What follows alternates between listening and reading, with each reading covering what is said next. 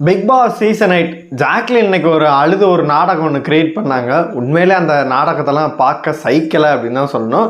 சௌந்தர்யா அவங்களுக்கு டவுட்டாக இருக்குது, அது டெவிலா இல்லை ஏஞ்சலா அப்படின்னு சொல்லிட்டு. டெவிலும் கிடையாது, ஏஞ்சலும் கிடையாது, அது ஒரு பைத்தியம். இன்னைக்கு என்ன கான்வர்சேஷனே தெரியாமல் அது பாட்டுக்குள்ளே பெணாத்திட்டு கத்திட்டு கிடக்கு. பார்க்குறதுக்கெல்லாம் கடுப்பாகவே இருந்துச்சு. அப்புறம் தர்ஷிகாவும் நம்ம விஷாலும் பார்த்தீங்கன்னா வீட்டுக்குள்ளே அங்கேயே கல்யாணம் பண்ணிடுவாங்க போல இருக்குது, இல்லாட்டி வெளியில் கல்யாணம் அப்படி தான் பேசுகிறாங்க. அவங்க சொல்கிற ஒரு சில வேர்ட்ஸ் எல்லாம் பார்க்க முடியல, சகிக்கலை அப்படின்னு தான் சொன்னோம். அதை வேற அரை மணி நேரம் உட்காந்து போட்டுக்கிட்டு இருக்காங்க அப்படின்னு தான் சொன்னோம். என்னென்னலாம் இன்றைக்கி நடந்துச்சு அப்படின்னு சொல்லிட்டு எல்லாத்தையுமே சொல்ல பார்த்துடலாம். ஹாய் மக்களே, நான் உங்கள் ஷாம். பிக் பாஸ் சீசன் 8 இன்றைக்கி பார்த்தீங்கன்னா நேற்று எபிசோட்லேருந்து தொடர்ச்சியிலேருந்து தான் இன்றைக்கி காமிச்சாங்க. மஞ்சரியில் மேலே நேற்றுலேருந்தே அருணுக்கு வன்மம். அதாவது எப்படி அவனுக்கு என்னன்னே தெரில, கண்ணம்மா வீட்டுக்காருக்கு மஞ்சரினாலே அடிப்பேன், முத்துனாலே அடிப்பேன் அப்படின்னு சொல்லிட்டு பைத்தியகார மாதிரி இன்றைக்கி ஏதோ பேசிகிட்டு இருந்தான். அதாவது இன்றைக்கி ஜெயிலில் போகணுன்னு சொல்லிட்டு பேசுகிறாங்க. பேசும்போது அவனாக ஒரு பாயிண்ட் வச்சுரு, இந்த கேமை புரியாமல் ப்ரொவோக் பண்ணி வாயில் மிளகா அப்படி போட்டு அவங்க பண்ணது ஒன்று முட்டை போட்டு ஒன்று தனியாக அவங்களோட ஒரே ஒரு டார்கெட் பவித்ராவாக இருந்துச்சு. அவங்கள தனியாக இது பண்ணி அவங்க பாட்டு பண்ணிக்கிட்டு இருந்தாங்க. பார்க்கறதுக்கு நம்மளுக்கு கடுப்பாக இருந்துச்சு. அப்படின்னாவே நேற்று ப்ரோமோ அடித்து நவுத்துனதுக்கு நேற்று எபிசோடு பீக்கில் இருந்தது காரணமே மஞ்சரி ஒரு காரணம். நேற்று எக்ஸ்ட்ரானரியாக பண்ணாங்க, வேறு லெவலில் பண்ணாங்க. அதாவது அந்த டெவில்லேருந்து வெளில நான் உண்மையான டெவில்ரா, நான் இறங்கி அடிக்கிறேன்டா அப்படின்னு சொல்லிட்டு நேற்று இறங்கி அடித்தாங்க. சூப்பராக இருந்துச்சு பார்க்குறதுக்கு. அது அந்த இதை பண்ணதெல்லாம் தப்பு தான், இருந்தாலும் அவங்க கேரக்டர்னால பார்த்திங்கன்னா செம்மையாக பண்ணாங்க. அது உண்மையிலே ரசிக்க முடியாது. இந்த டப்பா அருணப்படுறது தன்னை தானே ஒரு புனிதர் அப்படின்னு அவன் நினச்சிக்கிட்டான் போல இருக்கு. பண்ணுறது ஃபுல்லாக பார்த்தீங்கன்னா டப்பா வேலை. அது இன்னும் ஒன்றும் சொல்கிறதுக்கு இல்லை. சுயமாக கேம் விளாடுறது, சுயமாக சிந்திக்க தெரியாமல் ஒரு கிறுக்குத்தனமாக கேம் விளாட வேண்டியது. அந்த சபையில் உள்ள யாருக்குமே பார்த்தீங்கன்னா ஒரு மாற்று கருத்து கிடையாது, மஞ்சரி பண்ணுறது தப்பு அப்படின்னு சொல்லிட்டு. நேற்று டாஸ்க்கை யாரும் சுவாரஸ்யமாக பண்ணலை அப்படிங்கும்போது சௌந்தர்யா, இந்த கோவா கேங்களுக்கு சௌந்தர்யா அண்ட் ஜாக்லின் இவங்க தான் அப்படின்னு சொல்லிட்டு போயிருக்கலாம். இவன் தேவையில்லாமல் பார்த்தீங்கன்னா ஏதோ பெணாத்திட்டு இருந்தான். அதெல்லாம் பார்க்கறதுக்கு கிரிஞ்சாகவே இருந்துச்சு அப்படின்னு தான் சொன்னோம். அதன் பிறகு பார்த்தீங்கன்னா இந்த தர்ஷிகா அண்டு விஷால் நைட்டு உட்காந்து பேசுகிறாங்க. நீ நேற்று அழுத, என்னால் பார்க்க முடியலை, எப்படிம்மா அப்படின்னு சொல்லிட்டு பேசுகிறான். அப்புறம் காலையில் தனியாக உட்காந்து பேசுகிறாங்க. அதாவது நீ அதை அழுதுட்டு இருக்கும்போது என்னால் முடியலை, நான் கேட்டிருக்கணும், உனக்கு என்ன அழுதாலும் என்கிட்ட பேசிடு, என்கிட்ட கத்திரில் அடிச்சிரு அப்படின்ற லெவலில் பேசுகிறேன். அப்புறம் திரும்பி உட்காந்து பெட்டில் உட்காந்து என்ன பேசுகிறான். ஏன்னா தர்ஷிகா ஒரு விஷயம் சொல்கிறாங்க, அதெல்லாம் அவங்க வீட்டில் அவங்க அம்மா அப்பாவோ அவங்க அப்பாவோ பார்க்குறாங்க. இல்லை இவங்க வீட்டிலையா இருக்கட்டும், விஜய் விஷாலாக இருக்கட்டும், நம்ம தர்ஷிகா வீட்டிலாம் அவங்க வீட்டில் ஃபேமிலி பார்க்கும்போது அவங்க என்ன, அவங்க என் பொண்ணு பிக் பாஸில் விளையாண்டுட்டுருக்கு, எங்கள் தம்பி எழில் விஜய் விஷால் பிக் பாஸில் விளையாண்டுட்டுருக்கேன், நீங்களும் பாருங்களேன் அப்படின்னு சொல்லிட்டு இவங்க 2 பேர் வீட்டில் எப்படி பார்க்க சொல்லுவாங்க. அவங்களுக்கே ஐயோ வேணாம், என் பையனே இல்லை அப்படின்ற லெவல் தான் இருக்கும் நமக்கு.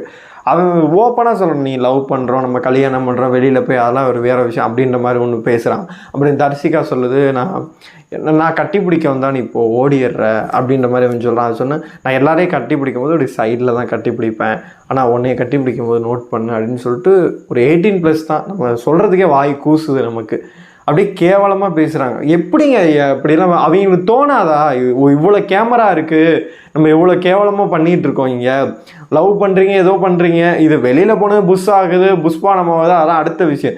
இவ்வளோ பெரிய ஷோ போயிட்டுருக்கு அப்படின்னா விஜய் விஷாலுக்கெல்லாம் இதில் பெரிய இவர் மைனர். அவர் ஜாக்லின்லாம் ஒன்றுமே இல்லை, கேபிஐ பண்ணிட்டு வந்தாங்க. நான் ட்ரெண்டிங்கில் இருந்த காய், நீ ட்ரெண்டிங்கில் இருந்தீங்க யாருக்கு தெரியும். நான் ஒன்றும் இல்லை, வேணால் உங்களுக்காகவே ஒரு எபிசோட் ஒரு ஃபோட்டோ எடுத்துகிட்டு ஒரு பப்ளிக் பைட்டு கூட போகிறேன். விஜய் விஷால் ஃபோட்டோ எடுத்துகிட்டு இவர் இந்த ஃபோட்டோவில் இருக்கான்னு தெரியுமான்னு சொல்லிட்டு என்னை பொறுத்து 100 பேர்த்திட்ட கேட்குறேன். எத்தனை பேர் ஒரு 10 பேர் வச்சுப்போமே, இவனை எங்கேயோ பார்த்த மாதிரி இருக்குன்னு தான் சொல்லுவாங்க. இவர் அந்த பாக்கியலட்சுமி இவரா அப்படின்ற ஒரு ஜோன், இவரா எங்கேயோ அப்படின்னு தான் சொல்லுவாங்க. இப்போ நான் இதுவே ஒரு ட்ரெண்டிங் ஆள் அப்படின்னா இந்த ஒரு ஃபோட்டோ பண்ணி காமிக்கிறேன் அப்படின்னா, இவரா விஜய் சித்துவனா, இவர் தெரியாதா அப்படின்னு இருக்கும். அவங்க தான் ட்ரெண்டிங். நான் அந்த அண்ணன் கம்பேரிசனாக சொன்னேன், இவர் ட்ரெண்டிங்கில் இருந்தவர் உள்ள, அதனால் இவர் வெளியில் போயிட்டு இருக்கடி மாப்பிள்ளை அப்படின்ற மாதிரி தான் நம்மளுக்கு தோணுச்சு. அப்புறமேட்டு இன்னைக்கான டாஸ்க் பார்த்தீங்கன்னா நேற்று டெவிலாக இருந்தவங்க இன்னைக்கு ஏஞ்சலாகவும், நேற்று ஏஞ்சலாக இருந்தவங்க இன்னைக்கு டெவிலாகவும் ஆரம்பிக்குது. நேற்று மிரட்டிட்டாங்கன்னு சொல்லலாம். அப்படி நம்மளுக்கே வந்து கடுப்பாக இருந்துச்சு. இவங்க பண்ணுறதெல்லாம் அன்ஷிதாவால் தாங்க முடியாமல் இருக்கட்டும், நம்ம மஞ்சரி பண்ண விஷயங்களாக இருக்கட்டும், அப்படி எக்ஸ்ட்ரார்னரியாக பண்ணாங்க. இன்னைக்கு இவங்களுக்கு ஒரு டாஸ்க்குன்னு ஒன்று கொடுத்தா நாங்கள் அதை கருமமாக தான் பண்ணுவோம் அப்படின்னு சொல்லிட்டு கேவலமாக பண்ணுறாரு. என் மஞ்சரி ஒரு கட்டத்தில் வந்து சொல்கிறாங்க, டே எனக்கு போர் அடிக்குதர வச்சு பண்ணுங்கடா, உன் ஃபோட்டோவை உடைக்கட்டா அப்படின்னு சொல்லிட்டு கேட்குறாங்க. ஒன்றுமே பண்ணல. எல்லாத்துட்டையும் போயிட்டு ஹார்ட்டு கூட பிச்சைக்காரன் லெவலில் போயிட்டு எல்லாத்துட்டையும் ஹார்ட்டு கொடுன்னு சொல்லிட்டு பிச்சை தான் எடுத்துகிட்டு இருந்தாங்க. அவளையே எவனுமே வந்து சுயமாக சிந்திக்கலை அப்படின்னு தான் சொல்லணும். அப்புறம் ஒரு மிகப்பெரிய நாடகம் ஒன்று என்ன அப்படின்னு கேட்டிங்கன்னா, ஜாக்லின் உட்காந்துருக்காங்க, ஜெஃப்ரி இருக்காரு, நம்ம ரஞ்சித் இருக்காரு. அவர் எதுவுமே கேட்கல.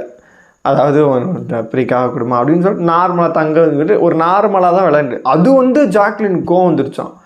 உங்களை அப்பா மாதிரி பார்த்தேன், 60 நாள் அவர் இந்த கேம் தான் விளையாண்டாரு, அவன் 60 நாள் அவர் பாட்டுக்கு இருக்கார், எங்கேயுமே வந்து ஒரு உணர்ச்சி வச்சப்பட்டு எதுவுமே அவர் பண்ணதே இல்லை. அவரை பிடிச்சிக்கிட்டு அடி ஜாக்லின் எதுக்கு அந்த இடத்துல கோவமான, எதுக்கு ஒரு சீன் கிரியேட் பண்ணாங்க, ப்ரோமோக்காண்டி எதுவும் கிரியேட் பண்ணாங்கன்னு தெரியல. பிக் பாஸ் எதுவும் கூப்பிட்டு ஜாக்லின் நீங்கள் கொஞ்சம் வரவே இல்லை, நீங்கள் என்ன பண்ணுங்கள் சீன் கிரியேட் பண்ணுங்கள் அப்படின்னு பிக் பாஸ் சொன்ன மாதிரி இருக்குது. அந்த இடத்துல சீனே இல்லை, சீன் கிரியேட் பண்ணுறது ஜாக்லின். ஒரு மிகப்பெரிய ஒரு நாடகம் இது. அழுதுகிட்டு உள்ளே வரவும் ஜாக்லின் அது சௌந்தர்யா அது ஒரு பைத்தியம், அது டெவிலும் கிடையாது ஏஞ்சலுங்க, அந்த பைத்தியம் பார்த்தீங்கன்னா திரும்பி வெளியில் போய் திட்டுது, நீங்கள் எப்படி கேவலமாக அறிங்க, அது என்ன நடந்துன்னு தெரியுது. கேட்பார் பேச்சை கேட்டுட்டு இது பாட்டுக்கு வெளியில் போய் கத்துது, பார்க்கறதுக்கு சிரிப்பாக இருக்குது நம்மளுக்கு. அதனால அந்த இடத்த அப்போ திரும்பி வந்து ஜாக்லின் இந்த ஜெஃப்ரி எல்லாம் வேணான்னு சொல்லிட்டு இந்த கோவா கேங் உடையிற மாதிரி போகுது. இது புள்ளி கேங்கு, கோவா கேங்லாம் இல்லை.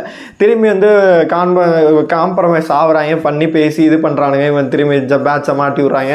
அப்புறம் திரும்பி தனியாக வந்து ரஞ்சித்தில் போய் பேசும்போது, நீ அவர் எதுக்கு இதனால் வந்து அப்பா இல்லை, இவர் நடிக்கிறாரு, இல்லை நான் ஒரு அப்பாவை பார்த்து எனக்கு குத்துது உள்ள அப்படின்ற மாதிரி. அது தேவையில்லாத ஒரு சீன் தான் கிரியேட் பண்ணிச்சு. அது இல்லைன்னு சொல்லி அனுப்பிக்கிட்டு இருந்துச்சு. அந்த இடத்துல வேற ஒருத்தனா அந்த இடத்துல இப்போ வந்து அந்த டப்பாவாக இருந்துச்சு, டப்பா உனைய நான் அண்ணனா பார்த்து நீ உடைக்கிற அப்படின்னா அவன் வேற மாதிரி போயிருப்பான். திரும்பி வந்து பேசணும்.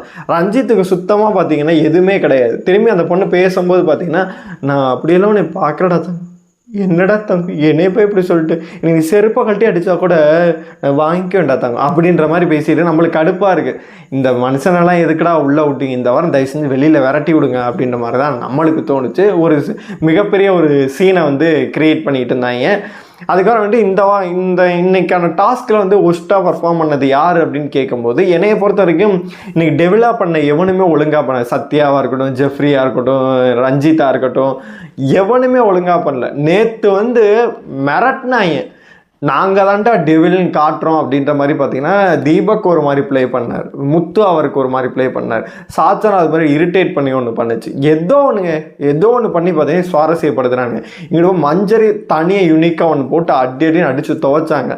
அந்த மாதிரி எல்லாருமே ஒரு அருண் டப்பா சொல்கிறதுக்கு ஒன்றும் கிடையாது, அவன் என்னமோ ஒன்று கிரிஞ்சு பண்ணிகிட்டு இருப்பான். பார்த்தா யாரோ என்னமோ ஒன்று பண்ணிட்டு இருந்தேன். இந்த ஜாக்லினும் இது மட்டும்தான் இது சும்மாவே உட்காந்துருச்சு.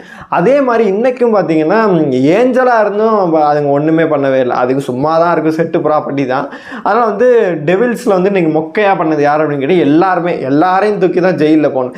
இங்கே பார்த்தீங்கன்னா ரயானை தூக்கி உள்ளே போட்டிருந்தானுங்க. அதில் வந்து எல்லாரையும் தூக்கி போட்டால் கொஞ்சம் நல்லா இருக்கும் அப்படின்னு தான் நம்மளுக்கு தோணுது. இப்போ வரைக்கும் ஓட்டிங்கில் வந்து முத்துக்குமரன் தான் மேலே இருக்கார், கடைசி இடத்துல வந்து சாச்சனா தான் இருக்காங்க. ஆனால் சாச்சனா கண்டிப்பாக காப்பாற்றப்படுவார்கள். தர்ஷிகாவும் கடைசி இடத்துல இருக்காங்க. ஆனால் அவங்க இந்த லவ் கண்டென்ட், இந்த கிரிஞ்சு கண்டென்ட் கண்டிப்பாக தர்ஷிகாவை உள்ளே வச்சுருப்பாங்க அப்படின்னு தான் நம்மளோட கருத்து. இந்த வாரம் யார் வெளியில் போனால் நல்லா இருக்கும்னு நீங்கள் நினைக்கிறீங்களோ மறக்காமல் கமெண்ட் பாக்ஸில் சொல்லுங்கள்.